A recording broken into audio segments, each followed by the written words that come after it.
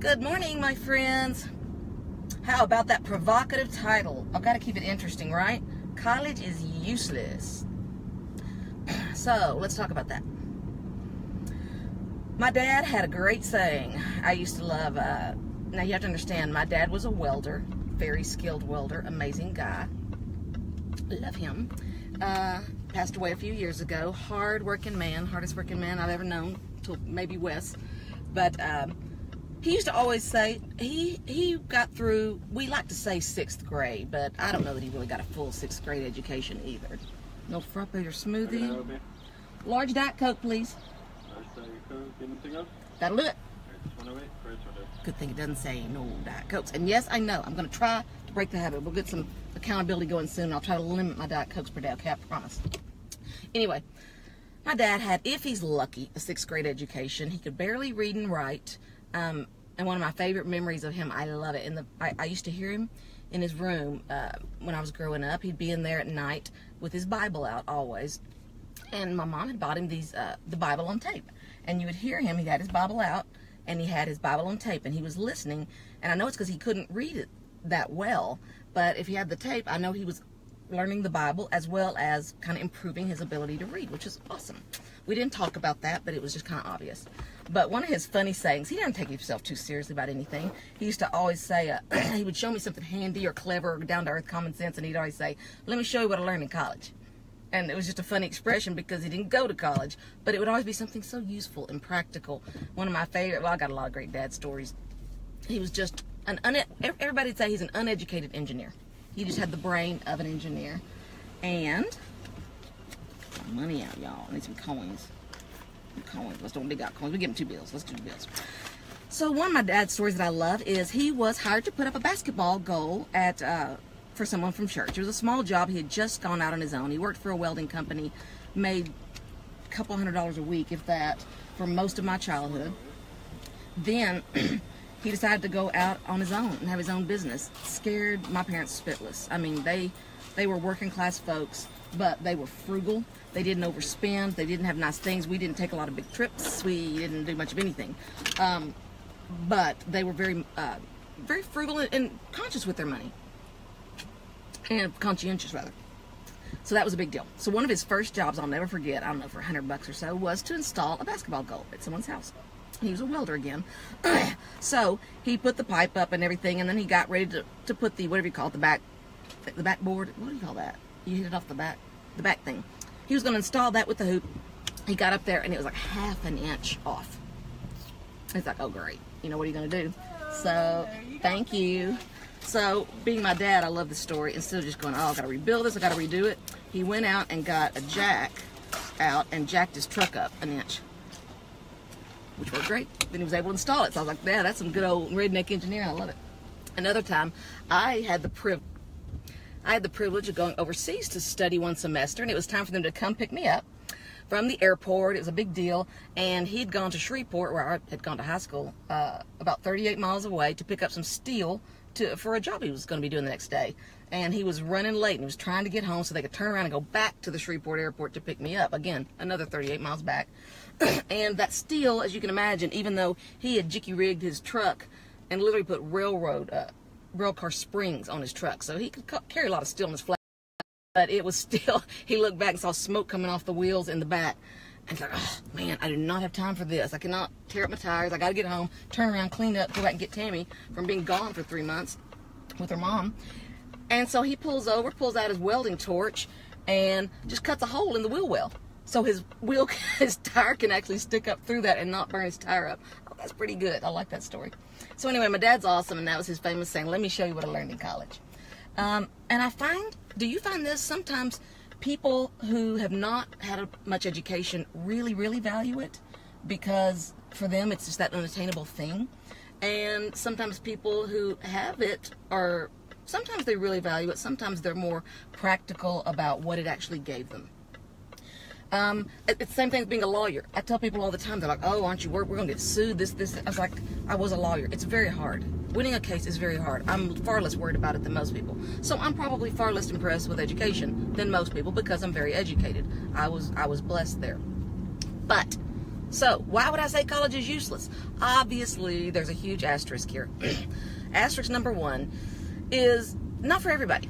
My other daughter, I call her Shannon, Tammy's daughter Shannon, who I consider family, wants to be a pharmacist. Obviously, Shannon cannot be a pharmacist without going through the program. There are steps and hoops you have to jump through. Great. If you want to be a doctor, if you want to be a lawyer, you've got to jump through the hoops. That's the way the system works, as well it should. I don't want a doctor who is self-taught, right? We can't really credential that. So that's all good. But, you know, my main man on the internet is Gary Vaynerchuk, and as Gary likes to say, there is not a college or university on this planet that is remotely able to teach you what you need to know if you want to work in marketing, communications, entrepreneurship. They really just don't. Do you learn some things while you're there? Yeah. Would you have learned them way quicker otherwise? Yeah. When Savannah was still at Pepperdine, I remember just so distinctly, she was signing up, she's like, oh, I guess I'll take this Chinese culture class. Well, I'm a super nerd. I would have loved studying Chinese culture, but she doesn't. She was going to do the minimum to get there, try to get her A. She always worked hard at her grades and got good grades. But she didn't enjoy it. It didn't come easily, like she couldn't do it in her sleep. She would have to work at it. So to me, that's a different situation. I loved all of that. I was not as entrepreneurial as Savannah is by nature. Number one, she grew up in a very entrepreneurial household, and her personality just by nature is just more aggressive than mine. So it's different for everybody, I understand. But this came so true to me when I knew she loved business and marketing, which is why I was like, why are you studying engineering? But okay, I get it. It's a great field. But you'll never do it because you're a natural business owner. You're not going to do that for a job, but okay. So she was doing that, and she literally, when she was in college, would call me or text me every morning before her classes when I was going into work saying, hey, make sure the team understands what the goals are for the month, and you need to get a contest going and turn in their sheets every day and just keep everybody on track and make it fun, and let's do prizes. And I'm just like, aren't you late for Chinese culture? You know, I was like, and so finally at some point, I got an opportunity. You know, we're in Tom Ferry coaching, and we're fortunate to be in the Team Plus program, his highest level program.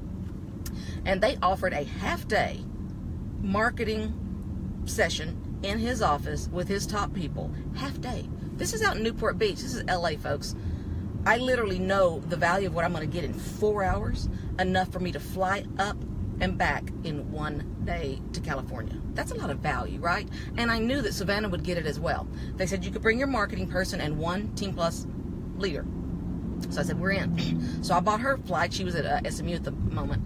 So we met up at the airport, and we continued on, and we did the half-day class, and it was high-level, deep-dive stuff. We walked out from there, and I just had this gnawing feeling, and it's true.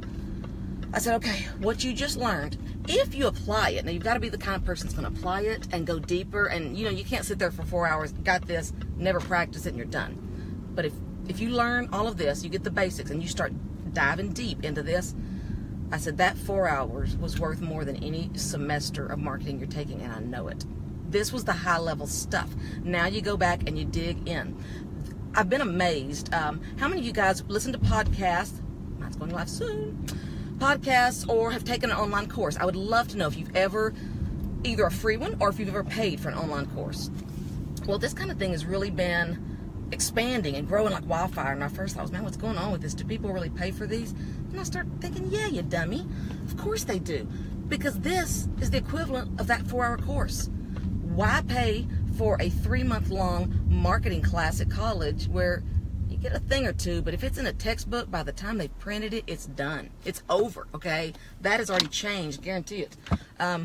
Versus something that is online now. And matter of fact, I just signed up for one. I paid $1,200 for an online course I am taking now because everything's changing. Had I gotten a marketing degree, I wouldn't know any of this. That was, if it was a year ago, it's old news, right? So this is what's happening to me, is these high-level, high-quality online courses and seminars and workshops are taking the place of college for those who want actual skill. Now, if you want to have a piece of paper, cool. Again, it's easy for me to say, I know, because I've got the paper. But I also think I'm the perfect person to say it in some ways, because it's not sour grapes. It's not me saying, well, I didn't get it, so nobody needs it. I got it, and I recognize it's great for some if you really need it, or if you have the love of learning, or if you're not going to owe any money and you just want to have a good time for a little while, that's all great as long as you're self-aware enough to know why you're doing it. If you are 27 years old, plugging on your associates, not sure what you're doing with it, I'm almost sure you'd be better off putting that time, effort, and attention into these real courses. Dive into your job, man. Quit taking time away from your real job. Because by the time you have your degree at 30, no one you're interviewing with cares about that anymore. And I'm sitting on the other side of that desk, right? I'm an interviewer. I interview people for jobs. They come to me. I may glance at that, but I really don't care. If it's in marketing or sales, I want to say, show me what you've done. What are your sales levels? Have you won sales awards? Have you increased production? If they got a little icing on the cake down there, great. But as far as the college, 3, 4, 5 years these days minimum, really, to get through that, what could you have done in your business? If you're not a go-getter, you also need to go to college. But if you will get out there and hustle, Sav just turned 21, and she is already, and I know people probably think I did it for her. She's selling real estate. She's doing amazing. She's hustling with that. And she has taken her commission checks, put the down payment on her first bus, hired her dad, bought his logoed shirts, paid for all her branding, gotten her website together on her own, and is booking and is doing it. I know that's not for everyone. There is a place for both. I have no problem with that. Shannon Smith is doing the thing she should be doing. She is one of my heroes, my baby childs, and she is going to just slay it in what she's doing. She's doing the right thing for her temperament, her risk level, her personality type. I'm really talking to people who are out there always saying, man, I want to hustle it. I want to turn my side hustle into a real gig. I want to go for this. College isn't going to do it for you, and certainly not if you're going to come out with a boatload of debt. You're never going to make back your return on investment going to stink. So that's just the truth of it. So stop and just be real with yourselves. Think about it. Is this something you actually need to do? Or are you doing it to please others' expectation? Gary Vee says, quit worrying about what other people think about you. And Savannah, for example, is about tough as a boot. She's tough as just about anybody you'll deal with at her age. And it's still the one time she kind of choked up and cried a little bit about the situation was knowing she was going to have to tell people this, and she was going to be judged as failing when she wasn't. She had A's and B's in an extremely difficult major, engineering. You know, I've always said I admire her so much because physics, she would talk to me about it and say how confusing it was. I said, you know, with a law degree from UT, I've taken some hard classes. I have never been in a class where I literally didn't understand what they were saying. I've never sat there and gone like, I don't know what you're saying to me. And clearly physics would have been that. And she stuck it out. She got 30 hours a week of outside practice, study group, and tutoring done all on her own to get through it. And she got her B in physics at a difficult school. So that's great. That's moxie. But even that person, this is what I want to stop. In today's culture, that person has to sit there and go, I'm going to be judged as a failure. Everyone's going to say I'm a failure. And I'm like, and you know you're not. And after you're talked about for 3 days, somebody else is in the news. So stop planning your life around people going to talk about me for 3 days. And then something else is going to happen that's much more interesting. And she did it. She got through it. I posted. And, of course, you, my community, are so amazing and incredible. I think the most likes and comments I've ever gotten ever on anything was when I posted about her brave decision to say, and she says to this day, people will say, and you can always go back. Because they're being nice. They're saying something, pleasant and trying to be sweet. And she goes, yeah, I'm not going back. I said, once you get out and you look around at the world and you go back to study what? Outdated material from professors who are living back in their career days in this field. Again, I'm not talking medicine. I'm not talking law. You have to do that. It's a waste of time. 5 years. I said, honey, you have at least 3.5 years to go to get a degree, because she was already in a 5-year program. And I said, where can your business be with your moxie in 3.5 years? Sheesh. And here she is, still 1.5 years, 2 years for when she would have graduated with that program. And she just bought of her own money her first bus. She went and got her insurance on her own. Oh, y'all are going to love this story. This is a good one. I almost forgot to tell you this. I love this. So she gets checks from her business account that she set up by herself at the bank. I didn't even go with her. She has it all set up.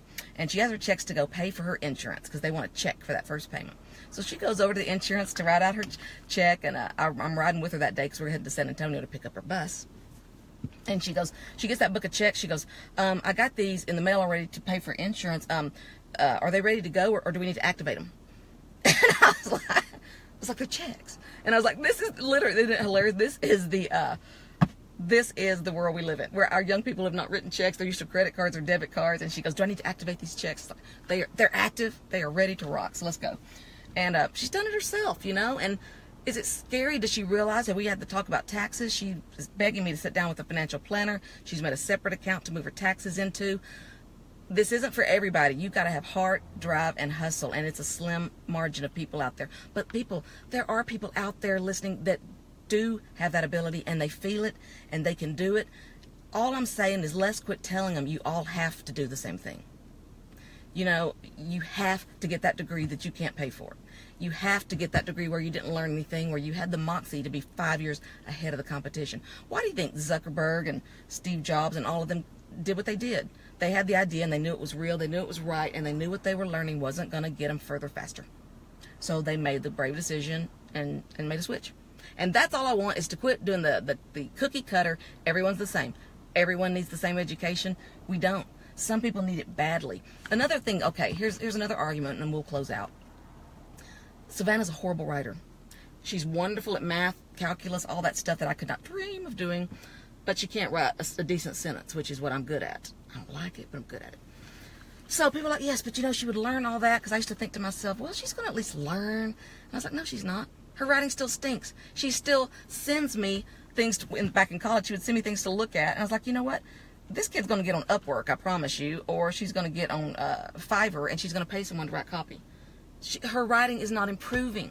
She doesn't like it. Her personality type is she's not going to dive in to learn it because she doesn't like it. She's going to outsource it.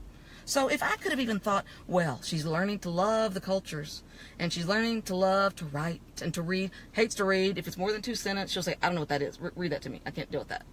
So nothing was changing. The thing she was doing was the thing she was already good at. You know, why keep doing the same thing? She was not changing and improving in that area. Nor was she going to. So face your faults, embrace them, outsource them, and embrace your strengths. Most importantly, dive deep into those. And that's what we did. And I think it's been amazing. It's been a great opportunity. There's a lot of people out there making a lot of money in trades, as my friend Tammy just commented. And what I really, really love is, you know, I mean, I have a nephew that is fantastic. He, you know, he struggled with education, which wasn't his thing. There's a lot of people have learning differences that make even reading a paragraph so difficult. And that they can be phone calls right now, guys. And you know what? He owns his own company, and he is killing it in a trade. He's in the oil field tool business, and he does amazingly well. And had he been told you must get a degree, he would have been the lowest paid, lowest reviewed guy, probably in a teaching social work type job, because it wasn't his milieu, right? Whereas what he's doing, he's crushing it. So just be true to yourself. Stop letting people tell you what you have to do. If it's your passion, go for it. If it's not, stop it. Have the nerve, stand up and do it, and tell people that they don't have to do it. We've got to stop forcing one another to do it. I'll shut it now. In case you're wondering, dressed like this 2 days in a row because I'm going to get my nails done. They're horrible. And Coco's not with me for that same reason. I'll get you more Coco updates soon, but I got to run, get my nails done. We'll talk to you guys soon. Love y'all.